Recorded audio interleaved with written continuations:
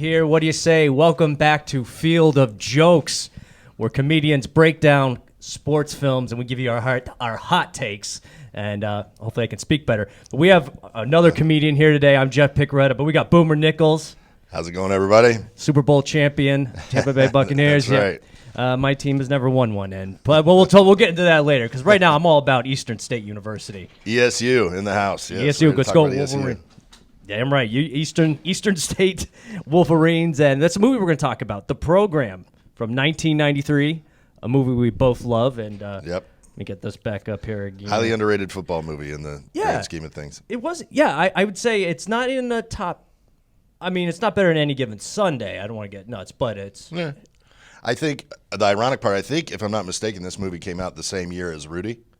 It might have, yeah. And, of course, everybody talks about Rudy in the annals of football history movies, but nobody really – the Program gets overlooked, doesn't get talked about a lot at all. Well, and I think there's a lot of different ways where the Program is actually better than Rudy. Yeah. But it's not a better overall movie. Don't like crucify me. Everybody go easy. But there's a lot of parts of the Program that I think get overlooked as far as what a great football movie it is. So right. Ironic, though, that and Rudy came out the same year, and everybody knows Rudy, but nobody really knows the Program. Well, Rudy's a little more inspiring. Yeah, of course. That's why, I mean, Rudy didn't take steroids, which maybe he probably should. And it's also Rudy is a true story, which people love, whereas ESU has some elements that are based loosely on true stories, but that's about it. That's why they had a fictitious school, I assume. That's another thing we're going to get to. Well, let's get into the movie real quick. It's 1993, The Program, starring James Caan. Hell yeah. Sonny Corleone himself. That's right, Sonny. Oh, I love Sonny. And I'm just glad because he looks like a football coach. He just has that aura about him. Didn't he play a football player in Brian's song? Yep. That's right. So, yeah, he's perfect for that. Him and Gale Sayers, or him and Billy D. Williams, they played Gale Sayers. Oh, Landau Calrissian? Yep. Oh, hell yeah. I got it. Well, we'll do that movie. Hey, we'll bring you back for that movie. There's another one, yeah. Yeah, we'll make fun of that. Nothing like dead people. Here's the little synopsis of the movie. Several players from different backgrounds try to cope with pressures of playing football at a major university. Each deals with the pressures differently. Some turn to drinking, others turn to drugs, and some to studying. And you'll be surprised which character does what. You'd be like, I thought that guy'd be on the drugs. I'm not getting racial here, but it's not what you think. Yeah, we have my phone connected to the TV, so I'm afraid the porn will pop up here. So I'm just getting nervous. Yeah, because what I have is kind of snuff film. Slide it for you and stuff? Yes, here.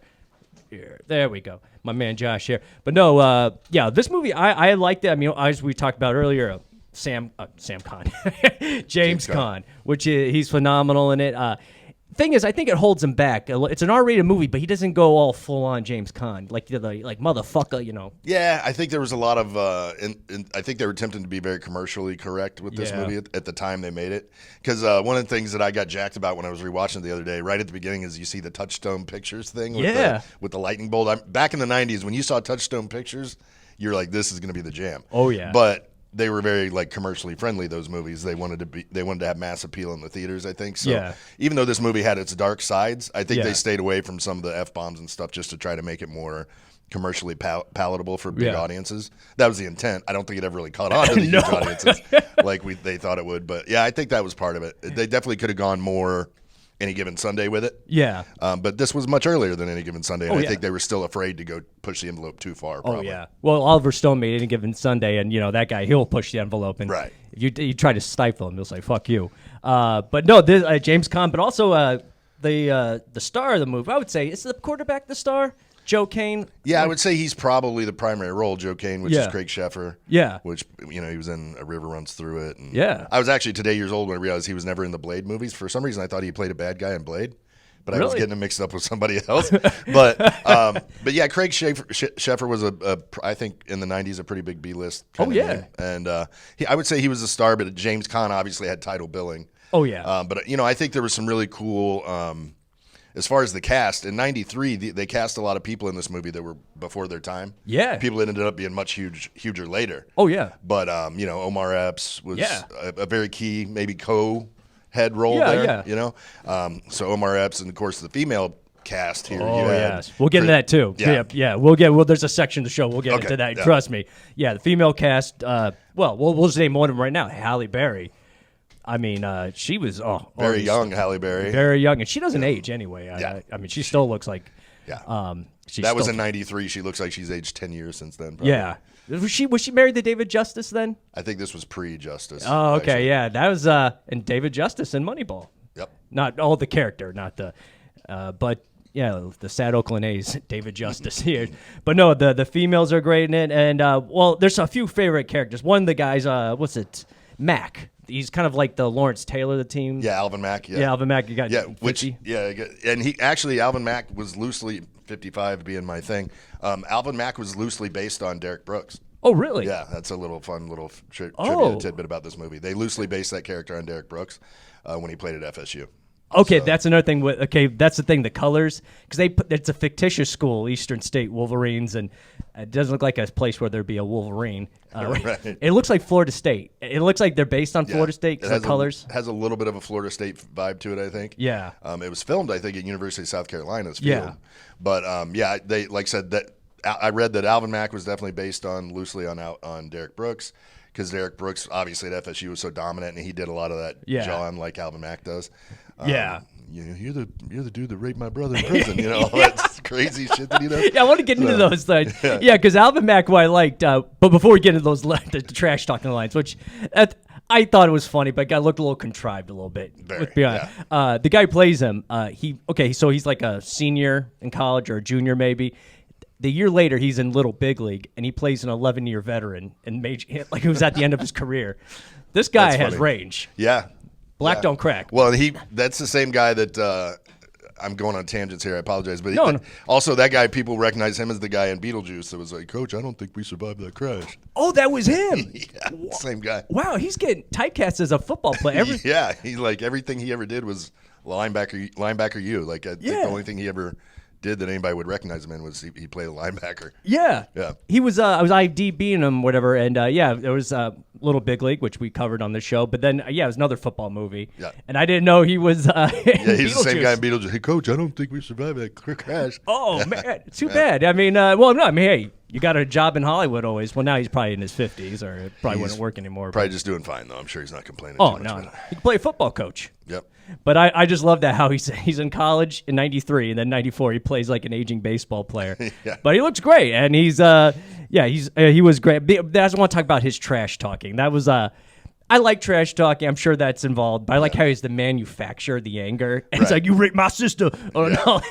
But I'm gonna bust open your guts and watch you die. Yeah. It was like these long monologues. I was telling my buddy the other day when I was doing the rewatch on this. I think that the trash talk they had him doing in the movie sounded like what a very, very extremely Caucasian dude would write for that role. Like, you could tell that it wasn't they should have had the guy that played Alvin Mack actually write the lines because it probably would have rolled off the tongue a lot easier. Yes. You could tell that some Caucasian dude that was like trying to be commercial friendly was writing and so they just came out sounding so cheesy most of the time. Yes. And it was too bad because I think those scenes had potential. Oh, yeah. And that reminded me of Fast Times at Ridgemont High when what's his name? Oh God, it doesn't matter. Blank meat. What's the Forrest Whitaker? Is that the guy with the lazy eye? Oh yeah, Forrest Whitaker. Yeah, he played the linebacker in Fast Times at Ridgemont High, where he was just raging and going crazy and killing people and stuff. Yeah, and like, I think those scenes had a lot of parallels, but they went so cheesy with the dialogue that they wrote for his lines that it was like, oh man. Okay, that's what I'm glad you agreed with. There was so much. It was so stereotypical black stuff that he was saying, and you could tell it was written by a white dude. Yeah, like, oh, this is what they sound like. This is something a black guy would totally say in a moment of rage. Yeah, he yelled at me at the grocery store. Yeah, it's too bad because had a lot of potential, but those came out kind of. They performed right, but that's the perfect. I think a white guy wrote it and had no clue. Great idea, really poorly executed. Yes, perfect analogy or description there. Yes, but I did like Mack, and we used to use some of his lines when we played two-hand touch in the street. Kill 'em all and let the paramedics sort 'em out. Is that the line? Yep. Yes. He says that when he's on the radio listening and stuff. Yeah, he says it a couple times, I think. I'm sitting here looking at the screen. I'm laughing because speaking of great ideas poorly executed, all their big posters and all their big press releases they did for this movie, their tagline at the top of it is terrifically exciting. Yeah. Speaking of shit written by Caucasian dudes, like, boy, are you going to be really jacked to go see a football movie when it says, this is terrifically exciting, Bob. Yeah, it doesn't sell me. They all say terrifically exciting at the top of them. It might be the only good review it got, and it was like, we're going to use this line. 30 years later, it's going to be a shitty podcast. It's going to make fun of us. But I remember seeing this movie, not in the theater. We got it at Blockbuster when it came out on video in Tampa. Yep. Yeah, I used to live in Tampa too. And this had a Florida vibe. It looked like, oh, that's another guy, Lattimer. Lattimer was my guy. Yes, we'll get into him too. But yeah, I remember seeing this on VHS. Did you ever see this in the theater? I saw it in the theater. I was jacked about it. I mean, I'm a football guy. I'm a nut. I'm a Buccaneers nut. I'm a football nut. My personal football career I had an injury where I wasn't able to play anymore. Or you like Mack? But yeah, I was a lot like that. Spoiler. I still had I was still coaching on the side and stuff, and I was just a football guy. So I was jacked when I saw the movie was coming out and James Caan was in it. I was I'm all in. And the Lattimer was my guy, because I grew up idolizing Bosworth. Oh yeah, he was is he based on Bosworth a little bit? They never really said that, but you can tell 100% Lattimer is Bosworth. I got that vibe. Totally had to base that character on the Bos. I mean, the steroids, the face paint, the outrageous behavior and stuff. 100% he was based on Bos. And I grew up idolizing Bos. Right. Yeah. You know what I mean? And the Bos's career had already pretty much tanked at this point. Was he on the Seahawks when this happened? Yeah, I think he might have. 93? I think he was probably already on injured reserve. I think his playing days were already over. I didn't look up the timeline, but I know Boz finished college in 88. So okay. I think his pro career was probably already tanked in 93 when this came out. Yeah. What? But so anyway, but Lattimer was I went back and watched the movie in the theater 5 times just to watch Lattimer. Well, did you? We'll get into Lattimer in a second here, but when you saw it in the theater, there was a controversial scene that was cut, which I never saw until you showed me it on YouTube. Yeah. The scene where basically.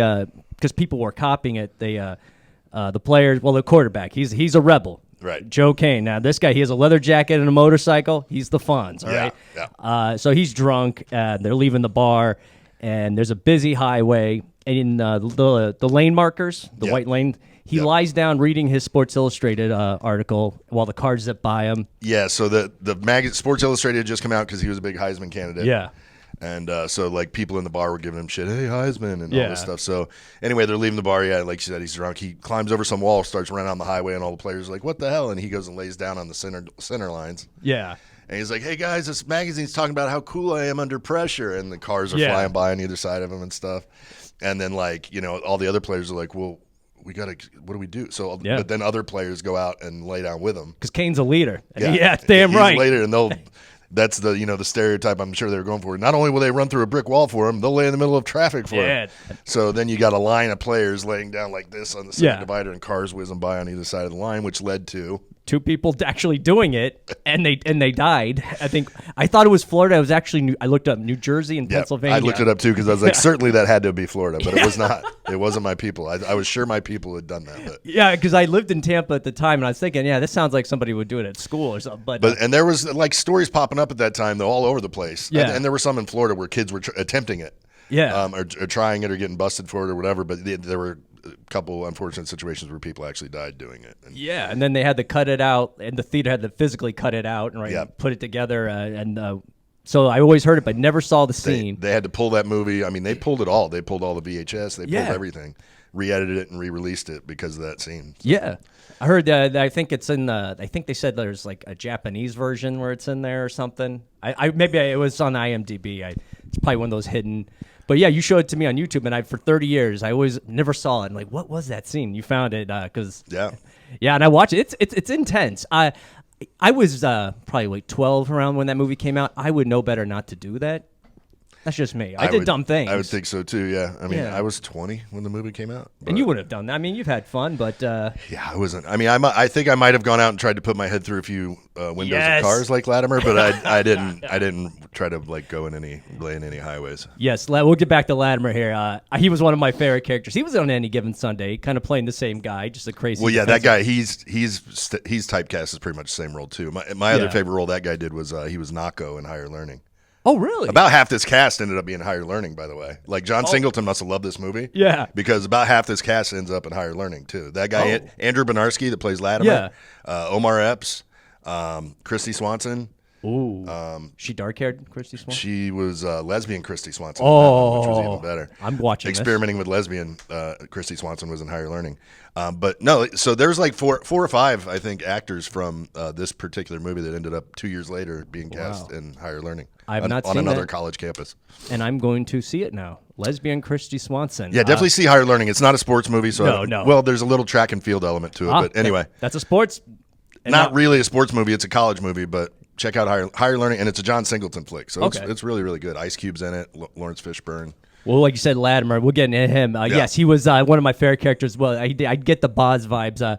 Basically, his character, he wasn't a starter, but he comes back to school the next year, gains 35 pounds of muscle, and is a little crazy. Like Bosworth. Yeah. Bosworth's first couple years at Oklahoma, he was like a third-string tight end. Yep. And all of a sudden, he came in junior year and was like the best linebacker to ever play in the history of college football. Yeah, it's like... In my opinion, I still think for 1 or 2 years, Brian Bosworth was the most entertaining, most dominant linebacker to ever play college football. Oh, yeah, he was. But he was a backup tight end until his for his freshman, sophomore year. He was a backup tight end. But well, as we know, Lattimer had the same problem with he got a little push. Got a little extra push. Yeah, he was doing the steroids, and I love how James Caan is kind of, he knows it, but he doesn't want to admit it. He's like one of those coaches, like, I know shit's going down. But yeah, he's like, the NCAA tests them. If they catch them, they catch them. If they don't, it's up to their testing, kind of a thing. And then when he goes to the piss test, he has it like in the toilet paper stall, which I think is kind of funny, actually. Yeah, he screws out the little test tube.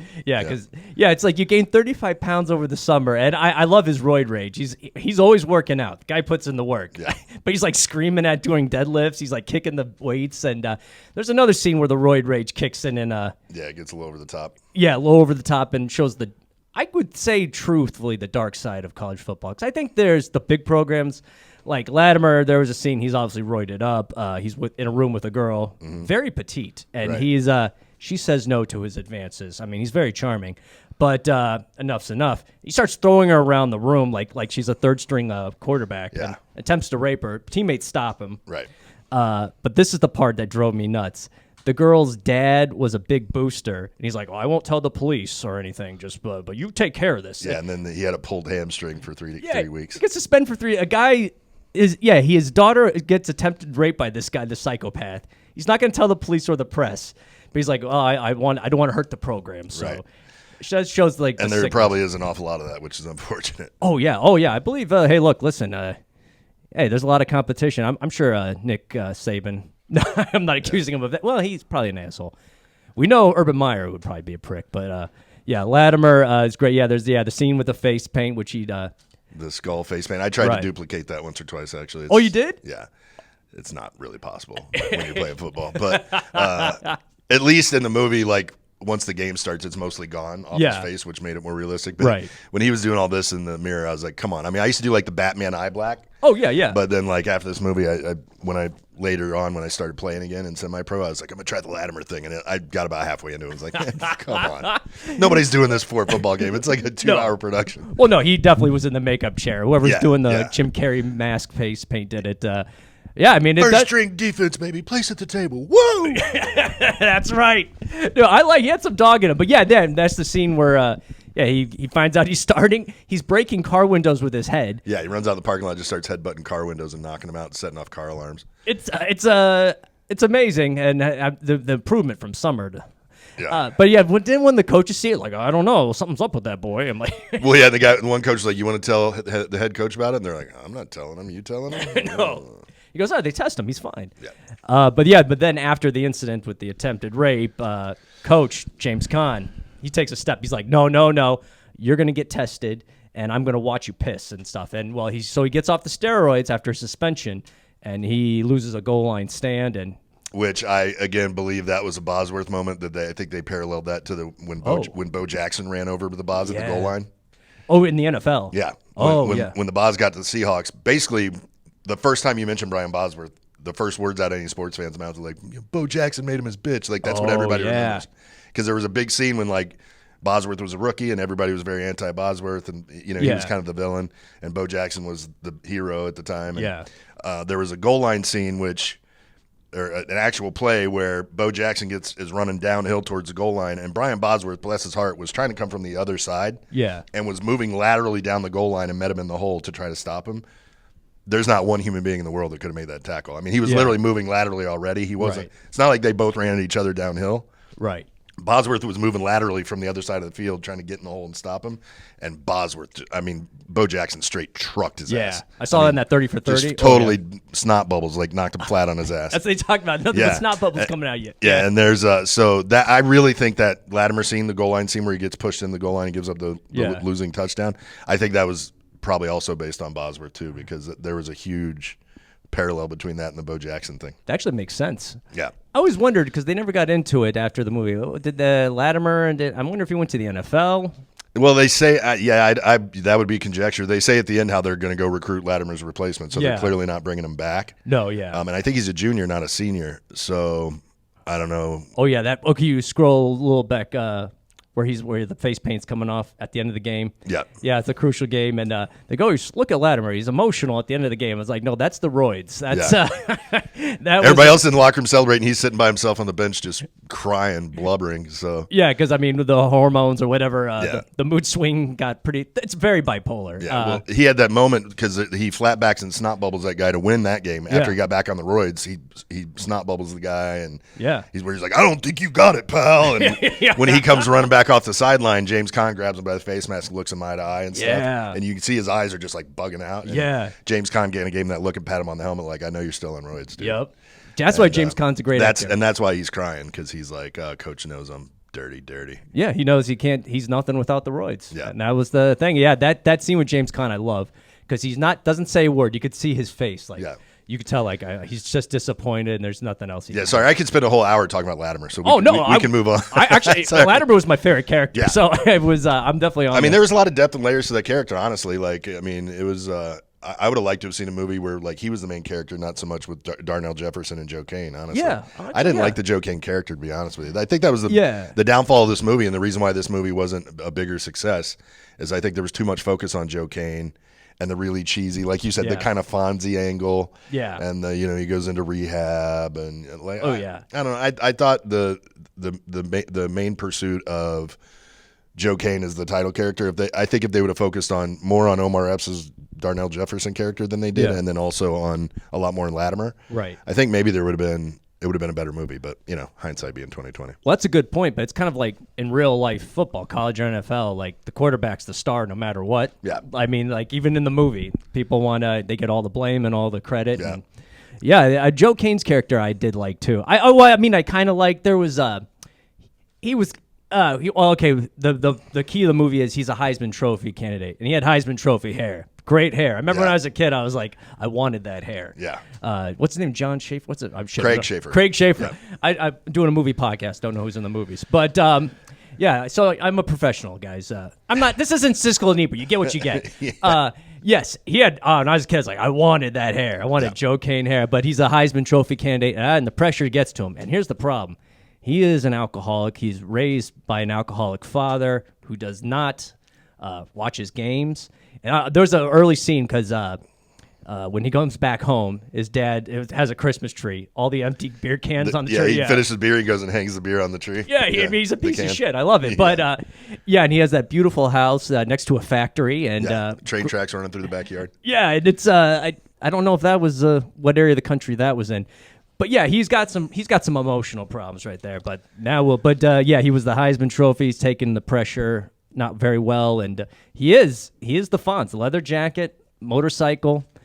But the thing about him, to me, the most interesting part about him was his lady interest, and we're gonna get into that. The ladies of the movie. Yes, sir. I think you'd be hard pressed to find a football movie that has a better trio of young, attractive actresses. Yeah.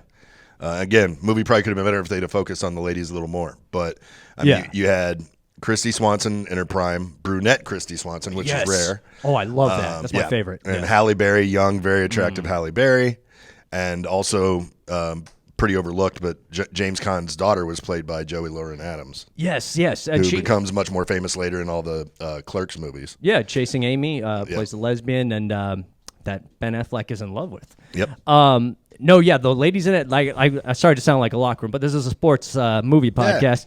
It is a locker room, kind of. Damn right, and we're gonna get real here. I mean, ladies go to movies for they're attracted to the actors too. Yeah. Believe me, I saw Maverick in the theater. I smelled so much arousal from Depends in that place. so don't bullshit me, ladies. Don't call me a chauvinist. Yeah. Yes, Chris, I had a huge crush on her. I prefer the dark-haired Christy Swanson, and plays the pretty rich girl that does not like football players. Yeah, she's a tennis scholarship athlete in the movie. That's right. But no, yeah, brunette Christy Swanson was rare. I thought she was super hot. Of course, she wasn't brunette in The Chase with Charlie Sheen, but yes, she looked good in that one. She looked mighty, mighty good in that. But yeah, Christy Swanson is, I think, one of the more attractive and more overlooked Hollywood starlets from back in the day. I don't think a lot of people give her much credit anymore, but she was in her prime. She was unbeatable. And same with Halle Berry. And Halle Berry is hotter now than she was in '93. Honestly, she looked that woman does not age. Yeah, she looks the same. She's aging like fine wine, dude. She looks ridiculous. That when what was John Wick 3 that she was in? Oh yeah, yeah. She's just awesome. Unbelievably attractive woman. If my grandmother knew I was into that, boy, she would roll over in her grave. And Joey Lauren Adams, said she was in Clerks and Chasing Amy and all that, and she's ridiculously attractive. I mean, I remember watching Clerks and just being like, oh yeah.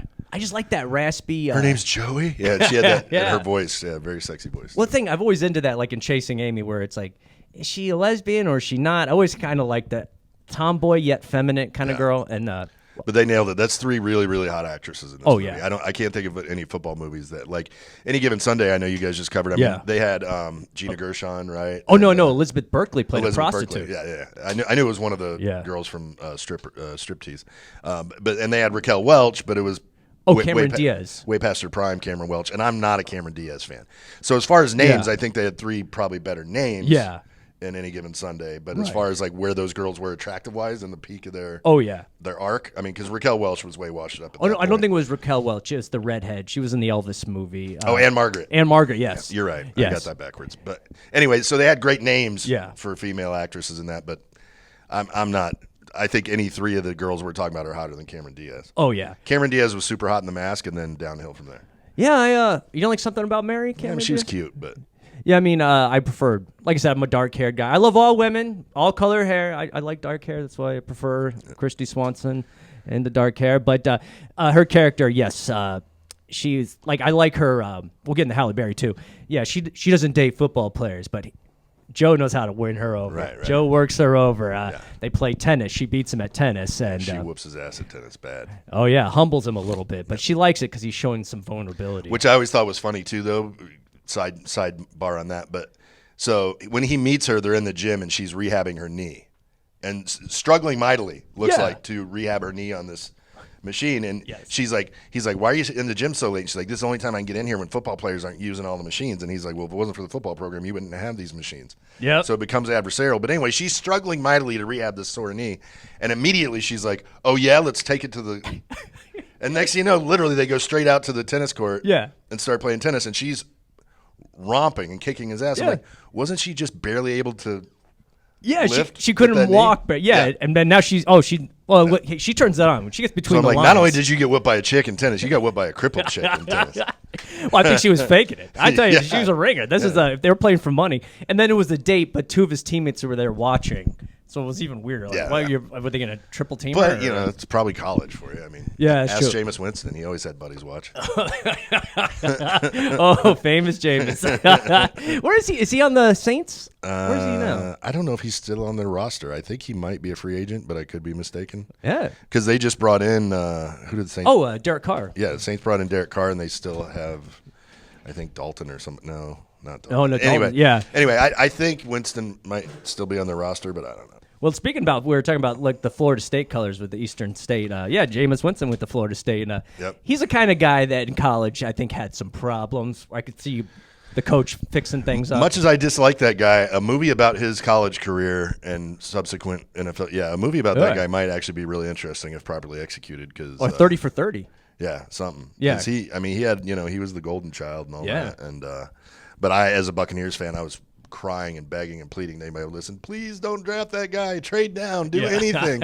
Do anything. I'd rather have Marcus Mariota. Like, I was begging for them. Oh, that's right. He was in that draft. But they were so in love with Jameis just because he was a Florida State guy. He was a hometown guy. And I was like, dude, he's going to – it's going to suck. Please don't. Because he's such a dumb hillbilly, dude. Yes, yeah. Did he still – did he do any Publix ads? Stealing the crab legs? Dude. Yeah, it was just one thing after another with that guy. You could just tell his judgment was, like, non-existent. Did he win a Heisman? You know, standing up in front of a whole – pep rally saying grab her by the pussy. Come on, dude. Yeah. Well, he was no Joe Kane. I'll tell you that right now. Did he win a Heisman? Yeah, he won a Heisman. I want to say he won a Heisman and went back for another year of college, but didn't win the Heisman the next year, I think. Yeah, anyway. Yeah, but Joe Kane was a little more well behaved. He had some inner demons. Yeah, the Joe Kane thing. I think they put so much effort into making his character is so central and so like I just feel like there's too many stereotypical elements. Right. You know, the drunk dad and the misunderstood dark boy on the motorcycle, or, you know what I mean, and the like taking risks. The bad boy, he's misunderstood and he comes from a broken home. It's not his fault, and then the drunk and rehab and just I felt like they were trying to cram so many like stereotypical elements into one story that it came off a lot like Alan Mack's shit talking. It just came off as contrived. Like, another really good idea, poorly executed, probably. Yeah. They decided to focus on so many characters in this movie. I mean, you had all the Joe Kane stuff, all the Lattimer stuff, all the Darnell Jefferson stuff, and all that. And I think, back in this day and age, you had 90 minutes to tell your story. Oh, yeah. You know what I mean? They didn't make 2-hour movies back then. It was 90 minutes, I think. Yeah. And so it's like you're really trying to cram a lot of elements, plus all the thing we haven't even talked about, honestly, is plus all the field action you want to try to cram into a football movie, which I think if there's one thing I think this movie does better than, say, Any Given Sunday, I think their on-field camera work and like how they portray the actual playing of the game was much more realistic and accurate, I think, than a lot of football movies out there. Like the way they had the in-face mask camera. I think it was one of the first movies to do like the in-face mask camera where you could was cool. Really have the player's POV kind of a thing. And I thought other than the opening title sequence. That was horrible. Which I could go into. Yeah, let's do it. Yeah, because that. But other than that, I think the portrayal of how the football action came out on the field. Like there's a scene where Darnell Jefferson receives that punt. Yeah. And he's setting up his blockers and he's like, get that one, get that one. I mean, that's real. Like, and they get really good angles of him setting up the blocks, and then right as the guy's about to tackle him, he gets wiped out. Right. And then it comes to another point of view where he's running down the sideline, and you see James Conn running behind him like, go, motherfucker, go. Yeah. And but that was a really realistic angle, and the way that they played with some of the focus on the angles of the cameras and stuff. Yeah. Anyway, I thought that was really, really good, other than the opening title sequence. Yes. Let's get into that, because during this rewatch, I was like, "Oh, maybe I regret this movie." You get your first impression lasts a lifetime, and again, I think this is something that if they'd have done differently, the movie would have had a better reception. Yeah. Because, like I said, you see the in the '90s, you see the Touchstone Pictures thing with the little zigzag and the neon. You're like, "Oh hell yeah, here we go, I'm jacked." And but then they go right into this opening title sequence where they're playing in a night game. Yeah. And so many football movies have done this, and it pisses me off so bad. Like Last Boy Scout had a scene like this where they're playing at night, and the way it's shot and the way that it looks, you would think they're just playing in moonlight. Yeah, with the lighting no fucking stadium lighting. It's like they're playing in the dark and somebody has some flashlights or something. Yes. And it's like you can barely see what's going on. And but anybody, if you've ever played at a nighttime football game, the lighting is not like that. I mean, the place is lit up like, better than daytime. Yeah, watch it on TV. I mean, the thing is I guess they were trying to do the over dramatic thing. Cause, it's so bad though, that opening sequence and, all the slow-mo, and it's of course raining and mud splashing everywhere. And just like, that's another one too that always cracks me up in movies where they have the muddy scenes where it's not mud. It's like literally like puddles, 5 inches of water where they're splashing everywhere. And it's like, none of that really happens. The lighting doesn't look like that. There's not huge puddles of water like that in a NCAA college football game. Yeah, even in the early 90s. They made it look like it was like 1940s or something, like Leatherheads or something. It was so bad. I was like, God, what are you guys doing? But then obviously as soon as it cuts out of that and goes on with the movie, I thought it was great. But that opening title sequence in the rain with the shitty lighting and all the splashy water, mud and everything, I was just like, oh dude. I did roll my eyes on that too, And then it's, of course, everything, the season falls apart. And I remember seeing that in the theater, and right there during that opening sequence, I'm like, oh no. It's 2 hours this is going to suck. But like I said, I do love the movie. It was just, it was a bad way to set the tone for the movie, I thought. Well, you played actual competitive football. I've only played two-hand touch in the street, so I don't know the point of views very well. I just watch the games on TV and get angry for people doing things I can't do, and it's not healthy. But I kind of like Any Given Sunday's view. I don't know. I never played competitively or anything like it, but I did like the views on the field. It felt like the helmet cam on this movie, the program was great, but in Any Given Sunday, there's kind of like some cool shots. I don't know. Yeah, no. I thought Any Given Sunday did really well with the football action. I didn't think they did poorly. Right. But I think the program was way before Any Given Sunday, so they were kind of the first to do a lot of that type of stuff. Any Given Sunday, I think, obviously had much better consultants. Budget. As far as like having Lawrence Taylor involved in the movie and people that actually could really give it. Yeah. Jim Brown. Right. Yeah. So they probably had much better consultants to help them as far as the football angle. Yeah. As far as POV from that as far as that goes. But like I said, I thought the program was one of the first to really do it well on the field. Right. As far as angles and views and realistic. Yeah. How realistic it looked on there. So. Yeah, I liked it. Well, let's get into the punt return. Blanking on the running back's name. Darnell Jefferson. Omar Epps. Yeah. Omar Epps. I liked his character, and he was him and Halle Berry. See, Halle Berry plays like she's a privileged, I would say, girl. She's a legacy kid. Her dad was a running back at the program. Yeah, and he's a dick. He's like Uncle from Fresh Prince of Bel-Air. Yeah. Uncle Phil. He's a very Uncle Phil type. But no, basically, yeah. He struck me. I was actually going to compare him to the dad in Family Matters, the cop. Oh, yeah. He seemed more like, no, son, you'll go to school. I put my report card in my helmet to know school is more important than football. I'm like, fuck you. No, man, listen, he's going to the NFL. He doesn't have time for this bullshit. Right. Well, that's the thing. He's not good in school, and Halle Berry gets to be his tutor, which I would... She could tutor me. Oh, yeah. Day, every day. Oh, yeah. She could straight out my Longfellow. Teach me stuff. Oh, there's a lot she could teach me. Back to school. Yeah, back to school. Oh, God. We could do a whole show on that movie. We'll do a whole podcast, 20 episodes on the greatness of Rodney. What's your favorite subject? Literature. Oh, yeah, why don't you come by my room, help straighten out my Longfellow. Longfellow. I just love that. And he's in the hot tub, and all the girls come out, and the girl comes, oh, say hello to my nieces. But we'll get back. That's a sports movie because it's diving. Diving, yeah. There's diving. The Triple Lindy. Qualifies. Yep. And we'll do that one. But yeah, Omar Epps, his character. So that's how he kind of falls for her. But here's the problem. Omar Epps, she has a boyfriend, Halle Berry, and her boyfriend is the starting running back, and he's the hot shot freshman. Again, if they're trying to squeeze so much into this character. Oh, yeah. You know what I mean? Like, I think each one of those characters should have their own movie. I know. Because if you're going to try to cram that many elements, right? So with Omar Epps, you have, comes from a broken home and downtrodden youth and, underprivileged, and now he's on college campus, but his grades are an issue. He needs a tutor.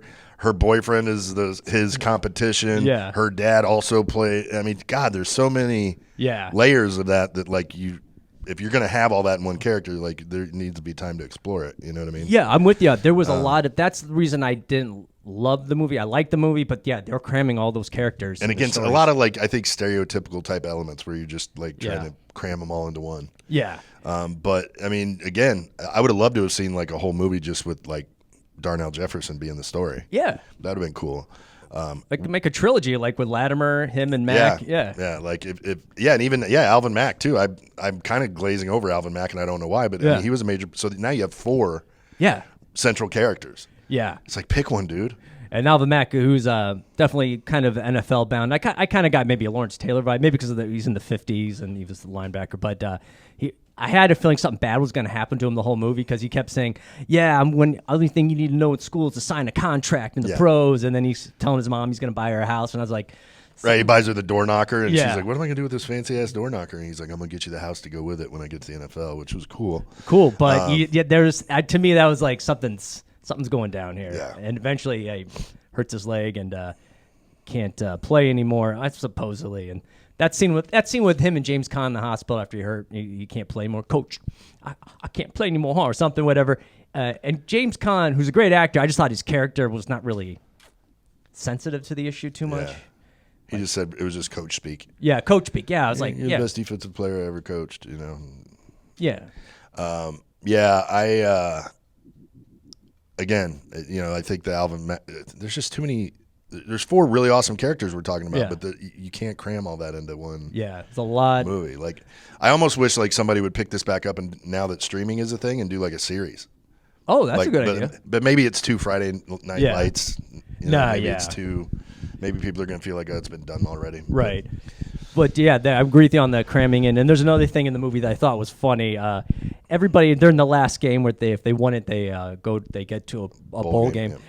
Everybody who's not at the game was listening to it on the radio, which I thought was funny. Like, this was the 30s or 40s. Right. It's like, isn't that in your market? You're in the town, Eastern State. Well, yeah, I guess. It's on TV. I mean, with the Alvin Mack thing, Alvin Mack was the primary one listening to it on the radio. Yeah. And I think. So was Swanson. And well, yeah, that was weird. But the Alvin Mack thing, I mean, they had the whole, like, they're literally in this wooden shack somewhere in, like, Louisiana in the swamps or something. Yeah. And it's like. That could make sense. They're so damn broken poor. I mean, because not only was it on the radio. Yeah. But it was a radio I remember my grandma having when I was like 5 years old. It was like a little broke ass busted like AM only kind of like radio. You could hear Roosevelt's fireside chats. I literally remember in like the early 70s my grandma had that exact radio that Alvin Mack was listening to. So they were just trying to drive the point across how broke and poor they are. Yeah. So that's one thing. But yeah, like with the girlfriend listening to it on the radio back in the dorm, I'm like, yeah, I was like, come on, honey. There's no sports bars on campus? Give me a break. Oh yeah, she'd be all the tennis team all over her. Yeah, the campus is having a watch party somewhere. Like,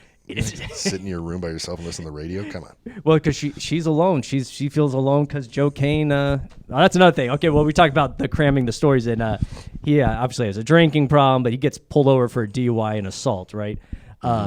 Well, they got to do something. So he can't go to jail. So they just suspend him, make him go to rehab, which in the middle of a Heisman Trophy run here. Well, and they just came off that loss to Michigan, so now his Heisman candidate's over because he lost head-to-head with the guy that was his main competition, Tim Wayman. Oh, I forgot. From Michigan. Couldn't remember his name. So they lost, and he threw a pick on the last play of the game to lose to Michigan, and handed Tim Wayman the Heisman. Yeah. So then they're at the bar, and he's trying to drink his blues away over that. But honestly, I mean, in that bar scene. That was another stupid scene. It's a dumb scene because, like, this guy just out of nowhere comes over and is like, oh, you looking at my girlfriend? And like, and so Darnell and Joe Kane are trying to leave and trying not to fight the guy. And like, nobody's going to go push that issue like this weird bar patron was. I mean, I've seen some jackasses, but anyway. Yeah. And then he immediately throws the guy through a glass trophy case or whatever. Very Charles Barkley in Orlando. And so they sprint out, get in the car, and they leave, and they're driving Bud Light's truck, which that was another. Oh, yes! We haven't even talked about Bud Light. Yes. And he's like. Yeah, so as soon as he's screeching out of the bar, whoop, gets pulled over, and yeah, it's like, oh, the star quarterback. Oh man, that's not good for the Heisman voting. I mean, we haven't even talked about Bud Light. We gotta get into Bud Light. We'll definitely get into Bud Light, and that guy's a legend in the '90s. No, we'll get back into him in a minute, but yeah, just like Joe Kane when he goes to rehab, and Christy Swanson, she's trying to call him, he doesn't take her calls. Yeah. And then doesn't talk to her for a month.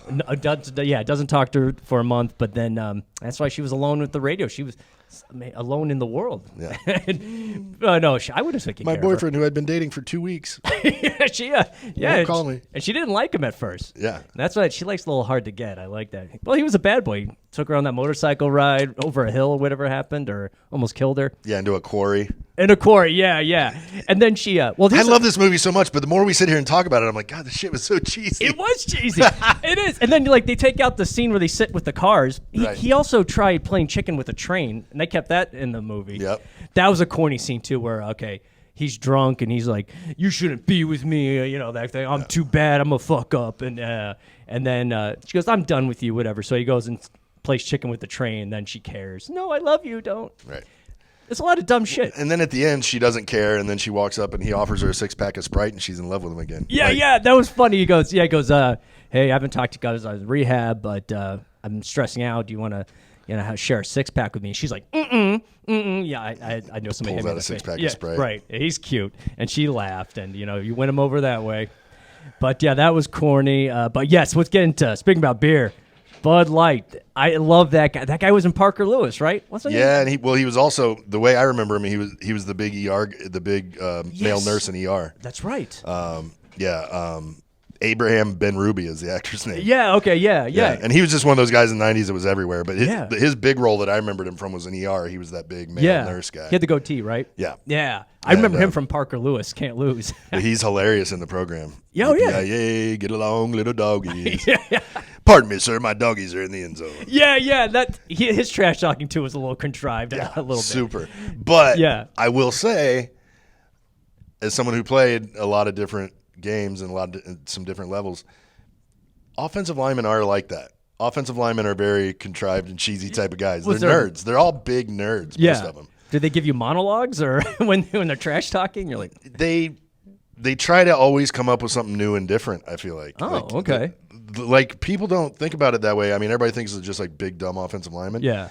Offensive linemen most of them are very dorky and very cerebral because like knowing all the things they have to do, it's like a very intricate. Oh, yeah. It's the most intricate part of football is what happens on the blocking schemes on the offensive line. Oh, yeah. So you cannot be a dummy and be on the offensive line, honestly. The center has to be smart. The center has to be a friggin' genius, yeah. right? Because they're the quarterback of what's going on in the trenches. So anyway, over the years, there's been a lot of offensive linemen that I knew that would literally, while everybody's getting in their stance and the quarterback's throwing the cadence and whatever, they'll literally start saying things to the opposing defensive lineman that literally take 30 seconds. Oh, shit. I mean, they're like giving a soliloquy, and everybody else on the line's like, what is this guy talking about? Well, until Mack jumps in, you fucked my sister! and then it's a whole game. You're the reason my brother got raped in prison, you poo butt. Go, I don't know your brother. I mean, I don't see a guy at Division I football getting trash talk. I don't know your brother. It was like that scene in Bobby Boucher, Waterboy, where Captain Insano or whatever. Yeah. So it's like that was made to be corny and funny. Yeah, where the guy's like, easy man. And I wonder if Waterboy was actually maybe using some program elements there. That is, yeah. Like mockingly maybe. I could see that. It's possible. Oh, I love the Waterboy. We'll do that movie too. There's nothing to make fun of. That's just great. Yeah. All you gotta do is quote that one to be funny. Oh yeah. Well, and here's the other thing. I want to get back into a Joe Kane. His father never watched him play football, and he's like, "Hey, this game get us in the bowl." He goes back home to that beautiful home next to the tracks and the factory, gives him a plane ticket and a 50-yard line seat, and says, come to the game. He doesn't show up to the game, but Joe ends up. But here's the thing: I don't know why the dad didn't even show up. I mean, he's an alcoholic. He could have sold that ticket, maybe scalped it. That's a good seat, and could have bought a 12-pack. Right. I don't know. I mean, he's an alcoholic. Well, and I also thought the interesting part of this part of the story to me also, though, was the parallels because, again, Rudy came out the same year. Right. And there was that whole element of trying to get his dad to the game, too. Yeah. Of course, his dad actually showed, and it was a triumphant moment and all that. So, again, Rudy executed that part way better. They brought that home. And there's also there's another sports movie. I'm drawing a blank right now, but there's another movie where it's the same thing, where the lead character is always leaving tickets for the dad, and the dad's never showing up. Talladega Nights. Yeah. So Ricky Bobby. Yeah. So anyway, it's not a storyline we've not seen before. Right. Yeah. Again, just one more kind of cheesy, kind of corny part that they throw into the mix. There were just so many stereotypical cheesy, corny elements. But I wonder, because this was '93. Were those elements that were introduced for the first time that just got abused later by other movies? Or I don't know. That's a good point. But the program had a lot of them. Yes, it had a lot of cliches. Then where he keeps looking over, and again they beat that dead horse too in that final game. He looks over at that seat number 12. Yeah. Right in the front row. Yeah. He keeps looking at it, keeps looking at it, and keeps looking at it. Then James Caan gives him the. We're your family now. I'm your daddy. That kind of thing. Well, you are my dad, James. Yeah. So, he's like, we're your family. Forget your dad, whatever. Yeah. But then the part where he comes up to the line of scrimmage on that, like the final winning play, and he looks over at the seat again, seat number 12. It's emblazoned in my mind because I see the thing 100 tihave. Yeah. And he goes, it's okay, Dad. You know what I mean? And I'm like, no shit. Focus on the goddamn play. Yeah, but I would have liked it better if he would have glanced over and said, "Go fuck yourself." Yeah, that'd be more realistic. Not fuck like that asshole. It's okay, Dad. I still love you. No, shut up. Your dad's a piece of shit. Yeah, and wait, he's gonna be a top pick too, so he's gonna make a lot of money. Well, he's gonna come back and have another Heisman candidate. Yeah, candidacy. Probably like a Peyton Manning, where he's senior year and be the number 1 pick, and fuck your dad. Gonna be working Christy Swanson's ass over. Oh yeah. Well, hey, when you get in the NFL, my boy Josh Allen, his longtime girlfriend, they broke up. Now he's dating Haley Steinfeld. Yeah, lo and behold. Yeah. Go figure. Somebody starts making millions, they level up. Yeah, weird how that works out. Well, now he can't pay for her Vegas trips anymore, so she's gonna have to get a job. But oopsies. Yep. No, I got mad. She deleted all his pictures on Instagram, so I was like, no, I'm done with you too. It's your claim to fame, honey. Own it. Yeah. Stick with it. Exactly. Yeah. And she lost her meal ticket. But Joe Kane, he's gonna upgrade. No, you can't really. Christy Swanson. That's hard to upgrade from there. Yeah, that's a tough one. But no, this movie was. I enjoyed it. I agree with you. It definitely packed in a lot of stuff, cliches. Oh, one thing I want to get into. It's a guilty pleasure, though. I still love the movie. I'll watch it. I was so glad we decided to do this because I was like, good, I get to watch it some more. Yeah, I love this movie. Oh, I do too. I mean, I enjoy it. And when you picked, I was like, yeah. I want the guests to pick the movie. The James Caan, where there was a good just a pure James Caan scene. For example, the backup quarterback, James Caan's daughter, cheated on the test for the backup quarterback, and she got expelled. Embarrassed him. Probably, I mean, that spreads around the school. Yeah. And in the media. In the media. And then, so now he's got, because Joe Kane's in the rehab, they're like, yeah, you got to bring back Bobby Collins, the backup. And he has to stand up for his character in that meeting. And he hates this kid. Yeah. Yeah. And there was a scene where. He was banging his daughter. Yeah, I know. He's banging his daughter and gets her expelled. Mm-hmm. And, but there was a scene where he's arguing, where he's trying to stand up for the kid, where he's arguing with the academic people. And where the guy was wearing a bow tie.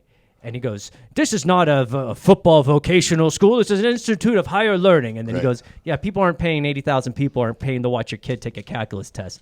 But then with the guy with the bow tie, there's like a scene they cut away. He goes, take that bow tie, shove up your ass. Yeah. I was like, that is James Caan. Yeah. That's my James Caan. Yeah. He's like, I'll take that bow tie, shove up your huh? What? Yeah. Yeah, because I like that attitude, the Queens kind of guy. And again, that storyline was also based on an actual event in history at Penn State. I believe it, yeah. A backup quarterback named Tommy Bill, I think I'd have to look it up. But anyway, yeah. that part of the story was actually integrated into the movie and brought on from an actual thing that happened at Penn State where the backup quarterback got kicked off the team and they had to bring him back because the starter got hurt. So, yeah, I'm not surprised. I figured that stuff happens all the time. Yeah. But it's like where he had somebody that embarrassed him, his daughter, and he just had to stand up for that piece of shit. And again, while part of me is, I've said this repeatedly, like that's just too many storylines to try to cram into a 90-minute flick. Yeah. But I think it does also do a good job of illustrating all the different things a college football coach is trying to manage at one time. Yeah. Well, he had pressure. I mean? His job was on the line. And again, if I had to point to something that was a weakness in this movie, there just wasn't enough James Caan, real James Caan in it. Yeah. I mean, he was the title character. He had top billing. He was the reason people were going to see this movie. Right. But he didn't really get nearly enough time to flex his chops because we're too busy focusing on all these different storylines with all the different athletes. I agree. That was a big thing too. Yeah, I wanted more James Caan. It's like a Chipotle burrito. They're like putting all that stuff. Like, how are you going to fit this all in? Yeah. They do. It's satisfying. It's not great, but I actually, it's so weird you said that because I had this conversation with my kid yesterday. They were having this big debate, my kids, about what kind of meat they were going to put in their Chipotle burrito. Yeah. Oh, let's not get the chicken. Let's get the new whatever the new El flavored, Pastor. Yeah, the El Pastor or whatever. I'm like, I could line up 6 burritos with all 6 of their different meats, and you could eat all 6 of them. You would not be able to identify them. Yep, that's true. So stop it. Yeah. Just get a fucking burrito. The only difference is the price. Yeah, exactly. Yeah. I just get the cheapest one because it's going to taste the same. Oh, yeah. They're not. By the time you get the rice, the beans, the salsa, the fajita veggies, all that stuff, it just tastes like a Chipotle burrito. Yeah, you won't know the difference between the pork or the beef. You'll know if it's the steak because you'll have to pick gristle out of your teeth occasionally. That's about the only difference. Yeah, at Chipotle, you basically it's kind of like you get what you get and you shut your fucking mouth. That's Chipotle's business model. Yeah. And then you hungry? Shut the fuck up. And then you spend the rest of the evening on the john. Oh God, the hot one. Ooh, the old podcast, which was called Dry Farts. That definitely did not give me dry farts. But no, this movie, like I said, I'm definitely with you. Definitely a lot too much in there. But entertaining. More James Caan. That would have been great. Horrible soundtrack too. Didn't have a good soundtrack. They missed the boat on music big time. Yeah, the only one they did Welcome to the Jungle during practice. So I was like, that's typical. Welcome to the Jungle made an intro. They had the original version of If You Don't Know Me By Now in one of the bar scenes where they were I didn't know. girl-boy scene or something, which was okay. But those are really the only 2 songs of note in the entire movie. Yeah. And I think they play Welcome to the Jungle again during the closing credits maybe. But, okay, yeah. That was like obviously We're Any Given Sunday and even the remake of The Longest Yard. Yeah. Like a lot of these football movies really crush it with the soundtracks and, have the right type of music playing during the action scenes, which is good. Not this movie. Yeah, this movie, during all the football action scenes, they didn't have backing music. They just really you had to listen to the commentator. Yeah. Which Bob Neal or whatever the guy's name was like the same commentator for every game. So it was that they missed the boat on soundtrack on this movie big time. Yeah, Welcome to the Jungle was really the only thing worth a crap. That's the only thing got you pumped up a little bit. Yeah. Like in Any Given Sunday, they played DMX during football scenes, and it was like, that was a little disappointing. And there's one more thing I wanted to bring up before we go. Let me see.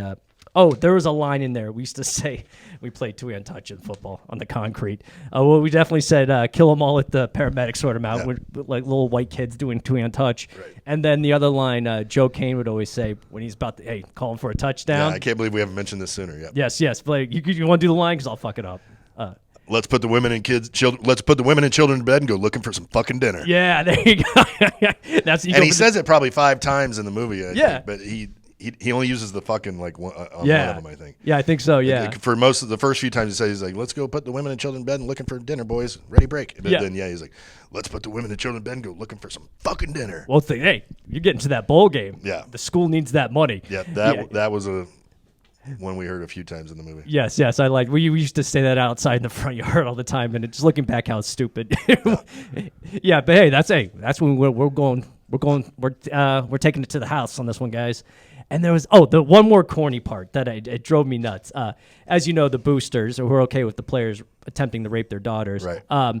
The scene at the end, like they wanted them in the bowl game. There was that scene of all the boosters in their suits with their drinks, just scowling down up at in the field. skybox. Yeah, skybox, and it's just like they're all like serious. It's like that was a little over the top too. And because you mentioned the boosters and the kids, the other part.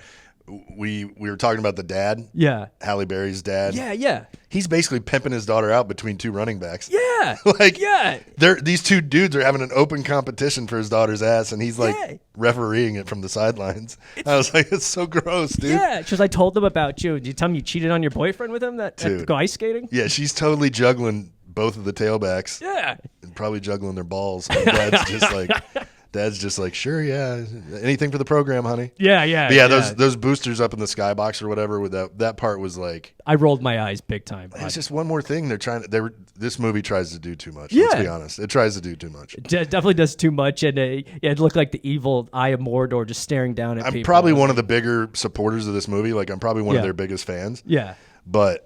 This movie, I understand why your average moviegoer would have some problems with it. If you enjoy football movies, it's fun watch. Well, and again, I was a huge Boz fan, so there was a fit. I was a huge Derek Brooks fan, and knew FSU really well, so there was a fit. The girls, Halle Berry, Joey Lauren, and Christy Swanson. Like there were a lot of elements to this movie that attracted me, so they really hit me in a lot of sweet spots. Yeah, it doesn't have to be Casablanca. I mean, it's just watch a movie and have fun. But I really would love to see a whole movie dedicated to Lattimer. That would be awesome. Oh yes, I think we are definitely on agreement. Lattimer was the favorite character, and I like the Boz connection there. A lot of parallels there. Yeah. I mean, no one has ever admitted from this movie that Bosworth was any kind of inspiration for that role. Maybe they're afraid of the boss suing him or whatever. I don't know. Oh, yeah. I mean, but I mean, he doesn't need that. They could put him in the movie. I mean, 44, 55, 99. I mean, there was just, and the face paint and the blonde flowing hair and like I said, that goal line scene and the steroids angle. I mean, there was just so many things about this character that made it so clearly a reflection of Bosworth. One scene I want to bring up with Lattimer too, I forgot, on the steroids, when he got back on the steroids and he has to get the clean piss. That scene is tough to watch. Yeah. Where he has that guy take the urine out of him and clean it out and put it back in. Yeah, he's like, it's like an oil change. Yeah, just this shady guy with a ponytail and a leather jacket. It wasn't the guy, but it looked like the guy from Children of the Corn, the redheaded guy. Oh, he did. He had a very similar look. Very, basically he's in some tweaker's room, it looks like. And I think it was in Latimer's room or something. The guy's like, got a plunger and a syringe, and he's pulling urine out, pushing urine back in. And I could just feel the pain on that, and Latimer's not liking that. He's like, he had his hand back, and he's like, "What the fuck you doing?" He's like, "What are we doing again?" He's like, "It's taking the old stuff out, putting the new stuff in. It's like an oil change." I was like, "Oh God, and this guy does not look like a guy I would want a medical procedure from." No, not at all. Yeah, oh God, yeah, that was a little tough to watch. But who else is going to do that for you? I mean, you can't go to the Minute Clinic. And Walgreens get that done. Yeah. But no, this was a fun movie and enjoyed. Oh yeah. One more cheesy Lattimer element too. Funny. The steroid stuff. There's the part where he's like, "I'm going to quit the junk." Yeah. And he goes and takes a bunch of syringes and pills and shit and flushes them down the toilet. Yeah. Like big ass huge syringes swirling the bowl. Like those are going to go down the drain. I'm like, oh yeah, they're going to see that. Like somebody, what the fuck? Yeah, that's going to pop out. There's literally a bunch of syringes and he's flushing them. I'm like, Those are what's going to happen with those? Yeah, you're gonna find out. Like you're taking a shit, and then those pop back up, and then they're supposed to go in a puncture-resistant container. Yeah, biohazard. Biohazard, yes. But no, yeah, I was like, it doesn't work that way. You can't flush syringes down the toilet. But he's done with the junk, man. Yeah, he was done. There was a lot of stuff. One more corny thing. How were we on time? Because I got to bring up this. We're probably 30 minutes past. Just. We're at 1 hour. Okay, last corny thing that I, and now I'm blanking on it. Corny. You know, fuck it, I fucked up. We're at an hour. It's good. Yeah, it's good. But Boomer, will you come back to another movie? Absolutely. Yeah, you pick the movie and we'll have some fun, man. Boomer Nichols came to the field of jokes. Watch the program, guys. You'll see everything we just talked about was indeed true. Yes, and subscribe. Yes. Adios. Nice, man. Yeah. See, it's more direct show. It's more focused on something. Yeah.